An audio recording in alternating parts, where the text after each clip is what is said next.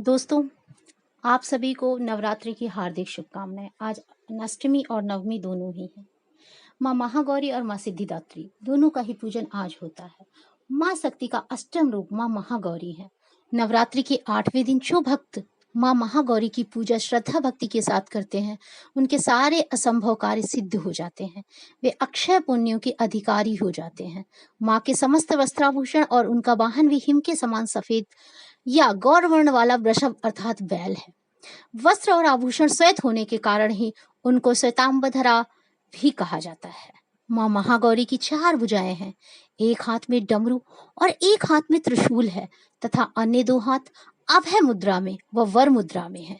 माँ मनुष्य की प्रवृत्ति को सत की ओर प्रेरित करके असत का विनाश करती हैं। माँ का यह स्वरूप भक्तों को तुरंत और अमोघ फल देने वाला है। माँ महागौरी की कृपा से साधक को अलौकिक सिद्धियों की प्राप्ति होती है।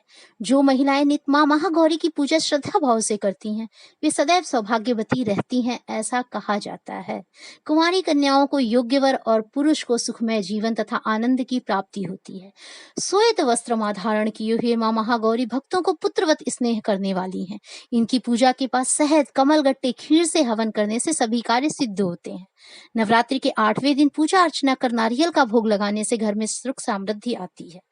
मान्यता है कि इस दिन नारियल को सिर से घुमाकर बहुत बहते हुए किसी जल में प्रवाहित करने से हर प्रकार की बाधा दूर होती है। माँ महागौरी के बाद पकवान, मिठाई, हलवा आदि कुछ भी आप दे सकते हैं। कन्याओं को पहले भी श्रद्धा के अनुसार ही दीजिए। महागौरी की पूजा से संतान संबंधी कष्टों से छुटकारा मिलता है। ओम देवी महागौराय नमः। अब बात आती है माँ महासिद्धिदात्री की, सिद्धि और मोक्ष की देवी। माँ सिद्धिदात्री को ही जगत को संचालित करने वाली देवी कहा गया है। माँ सिद्धिदात्री स्वरूप में देवी की पूजा महानवमी यानी नवरात्रि के अंतिम दिन की जाती है, जैसा कि मैंने बताया। और आपने भी देखा होगा नेट पे, आपने पंडित जी या जो भी आप लोग मानते हैं उसमें देखा होगा, जिसमें आज महाअष्टमी है और नवमी भी आज ही है, अष्टमी भी आज ही है। इस स्वरूप में माँ श्रद्धालुओं को समस्त प्रकार की सिद्धियां प्रदान करती हैं। माँ सिद्धिदात्री चतुर्भुज सिंह वाहिनी है। गति के समय माँ सिंह और अचला रूप में कमल पुष्प के आसन पर बैठती हैं। उनके दाहिनी ओर के नीचे वाले हाथ में गदा, ऊपर वाले दाहिने हाथ में चक्र रहता है। बाईं ओर के नीचे वाले हाथ में कमल पुष्प और ऊपर वाले हाथ में शंख विद्यमान है। अपने इस शक्ति विग्रह में माँ भक्तों को ब्रह्मांड की सभी सिद्धियां प्रदान करती हैं। नवरात्रि पूजन के अंतिम दिन भक्त उनके इसी रूप की शास्त्रीय विधि विधान से पूजा करते हैं। उनके इस स्वरूप की पूजा संसारी जन ही नहीं बल्कि देव, यक्ष, किन्नर, दानव, ऋषि मुनि, साधक आदि भी करते हैं।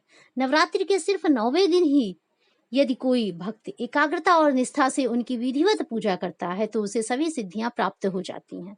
माँ सिद्धिदात्री की कृपा करने वालों की सभी लौकिक और परालौकिक कामनाओं की पूर्ति होती है, जिस पर माँ सिद्धिदात्री अपनी कृपा कर देती हैं।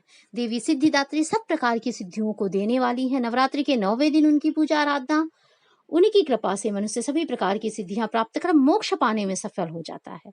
पूजन हवन करने के बाद ही व्रत का आप जो भी आप कहते हैं पारायण, पार करना या जो भी है वो होता है। माँ सिद्धिदात्री को हलवा पूरी, चना खीर पूरी आदि का भोग लगाया जाता है। माँ को प्रसन्न करने के लिए कन्याओं को वस्त्र, रुपए, भोज्य पदार्थ आदि भेंट किए जाते हैं।